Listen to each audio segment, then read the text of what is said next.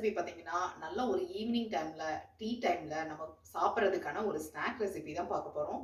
பார்த்தீங்கன்னா, மிளகு காராசேவ் பண்ணலாம். இது ரொம்ப ரொம்ப ஈஸி வீட்ல பண்றது. 1 கப் கடலை மாவு இருந்தா போதும். அது கூட ஒரு 3 இன்கிரீடியன்ட்ஸ் தான் சேர்த்தி நம்ம வந்து சூப்பரா பண்ணிடலாம். இது பார்த்தீங்கன்னா, பண்டிகை காலங்கள்ல கூட ஈஸியா நம்ம பண்ணி, நம்ம வந்து நெய்பர்ஸ்க்கெல்லாம் குடுக்குறதுக்கு ரொம்ப ஈஸியான ஒரு ரெசிபி இது. எப்படி பண்றதுன்னு பார்க்கலாம் வாங்க.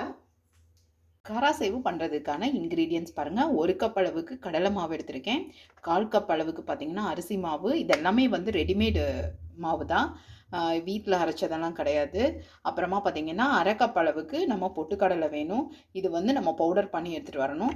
அதே மாதிரி 1 டேபிள் ஸ்பூன் அளவுக்கு வெண்ணெய், அதுக்கப்புறமா 1 1/2 டீஸ்பூன் அளவுக்கு வந்து மிளகு எடுத்திருக்கேன். அதுக்கப்புறமா ஒரே 1 டீஸ்பூன் அளவுக்கு ஜீரகம் எடுத்துருக்குது. அதை வந்து நான் வந்து தட்டி எடுத்திருக்கேன். பார்த்திங்கன்னா நல்லா நம்ம இந்த கல் இருக்குது பாருங்கள், இதில் வந்து இந்த மாதிரி நம்ம நல்லா க்ரஷ் பண்ணி எடுத்துருக்குது. ரொம்ப ஃபைன் பவுடர்லாம் வேண்டாம். இது கூட பார்த்திங்கன்னா சின்ன துண்டு ஒரே பெருங்காயம் வேணும். இதை வந்து நம்ம நல்லா தட்டி எடுத்துக்கலாம். அவ்வளோதான். இப்போ எப்படி பண்ணுறதுன்னு பார்க்கலாம். நம்ம மாவு பிசைஞ்சிடலாம். பார்த்திங்கன்னா இப்போ வந்து இதில் இருக்கிற கடலை மாவும் நம்ம இதில் சேர்த்திடலாம். அதே மாதிரி 1/4 கப் அளவுக்கு அரிசி மாவும் சேர்த்திடலாம். அதே மாதிரி பொட்டுக்கடலை நான் வந்து அரைச்சி எடுத்துகிட்டு வந்துட்டேன், அதையும் சேர்த்திக்கலாம். இதுக்கு தேவையான அளவு உப்பும் சேர்த்திக்கலாம். நான் ஒரு 1/2 டீஸ்பூன் அளவுக்கு சேர்த்துறேன். இது வந்து ரூம் டெம்பரேச்சரில் தான் இருக்குது. பட்டர், இதையும் நம்ம இதில் சேர்த்திக்கலாம். இது பார்த்திங்கன்னா பெருங்காயமும் பெப்பரும் நான் வந்து கலந்து சேர்த்திருக்கேன். அது வந்து இடித்ததில் அப்படியே வந்துடுச்சு. நம்ம எடுத்து வச்ச மிளகும் ஜீரகமும் சேர்த்திக்கலாம். இதை வந்து நல்லா இந்த வெண்ணெய் வந்து இதில் படுற அளவுக்கு நம்ம நல்லா இதை பிசைஞ்சு தந்துக்கலாம். பார்த்திங்கன்னா வெண்ணெய் நல்லா பார்த்திங்கன்னா எல்லா மாவுலேயும் நமக்கு வந்து நல்லா கலந்துருக்குது. பாருங்கள், இந்த மாதிரி இருக்கணும். இப்போ வந்து நார்மல் வாட்டர் தான் போட்டு நம்ம வந்து இதை கலந்து எடுத்துக்கலாம். கொஞ்சம் கொஞ்சமாக தண்ணி போட்டு இதை வந்து நல்லா நம்ம கலந்து எடுத்துக்கலாம்.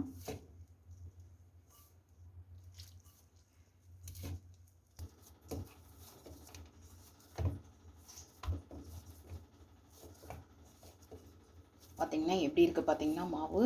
இந்த மாவு பார்த்திங்கன்னா நம்ம கையில் ஒட்டாத மாதிரி இருக்கணும். அதே டைமில் பார்த்திங்கன்னா ரொம்ப தளர்வாகவும் இருக்கக்கூடாது, ரொம்ப கட்டியாகவும் இருக்கக்கூடாது. இந்த பதத்துக்கு இருந்தாலே போதும். இதை நம்ம இப்போவே வந்து அப்படியே சுடலாம், இல்லை ஒரு 5 மினிட்ஸ் வச்சுருந்து கூட நம்ம சுடலாம். இப்போ வந்து நான் ஆயில் வந்து சூடு பண்ண வச்சிடலாம். நம்ம கரசேவு பிழியறதுக்கு பார்த்திங்கன்னா நம்ம இந்த மாதிரி 3 கண் இருக்கிற மாதிரி அச்சு எடுத்துக்கலாம். அப்போ தான் வந்து நமக்கு ஈஸியாக வரும். அப்படி இல்லை அப்படின்னா ட்ரெடிஷ்னல் முறைப்படி நம்ம செய்யணும் அப்படின்னா ஜல்லிக்கரண்டி அதில் வச்சு நம்ம வந்து அழுத்தினோம்னா சூப்பரான காராசேவு வரும். இதுலேயும் நம்ம வந்துட்டு எண்ணெய் தடவிக்கலாம். இதுலேயும் பார்த்திங்கன்னா ஆயில் தடவியாச்சு.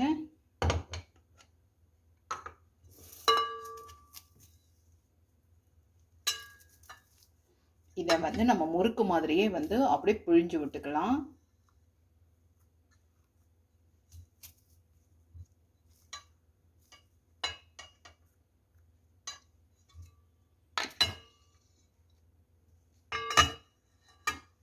ஃபஸ்ட்டு நம்ம ட்ரெடிஷ்னல் முறைப்படி எப்படி நம்ம காராசேவு இந்த இதெல்லாம் பண்ணுறாங்க அப்படிங்கிறது பார்க்கலாம். இதில் பார்த்திங்கன்னா கொஞ்சம் ஆயில் போட்டுக்கோங்க. இந்தளவுக்கு நீங்கள் இது எடுத்துக்கோங்க. எண்ணெய் வந்து மீடியம் ஃப்ளேமில் வச்சாலே போதும்.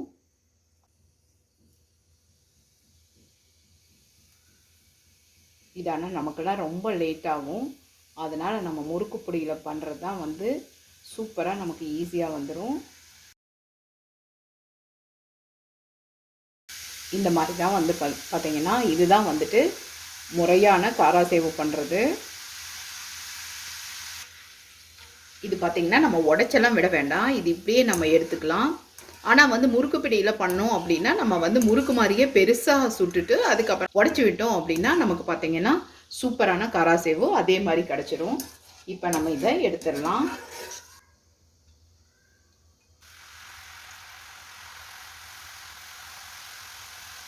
நுரையெல்லாம் அடங்குறப்ப தான் நம்ம எடுக்கணும். ஆக்சுவலாக வந்து மீடியம் ஃப்ளேமில் வச்சுட்டு பார்த்தீங்கன்னா அப்போ தான் வந்து நல்லா கிறிஸ்பியாக கிடைக்கும்.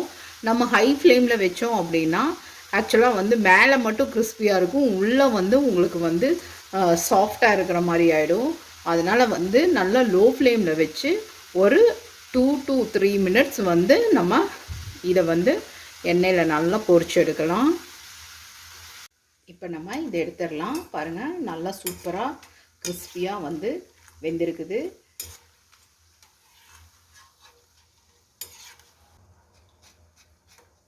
பார்த்தீங்களா, இந்த சவுண்டு வந்தாலே போதும் நமக்கு சூப்பராக வெந்திருக்குன்னு அர்த்தம். இப்போ நம்ம இந்த மாதிரி முறுக்காக எடுத்ததெல்லாம் நம்ம ஓரளவுக்கு உடச்சி விட்டுக்கலாம், ரொம்ப ஒரே மாதிரி ஈவனாக.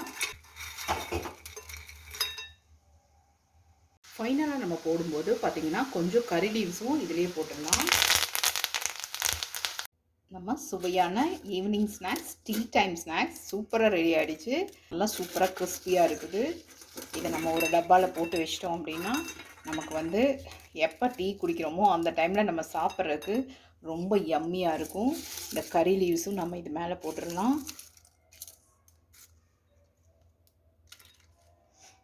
இது பார்த்திங்கன்னா அந்த கரண்டியில் நம்ம பண்ணது, இதுவுமே நல்லா எப்படி கிறிஸ்பியாக வந்திருக்கு பாருங்கள். இதுக்கு மேலேயும் ஒரு 2 கறி லீவ்ஸ் வச்சுக்கலாம். இந்த ரெசிபி பிடிச்சிருந்ததுன்னா கண்டிப்பாக லைக் பண்ணுங்கள், நம்ம சேனலை சப்ஸ்கிரைப் பண்ணுங்கள். தேங்க்ஸ் ஃபார் வாட்சிங்.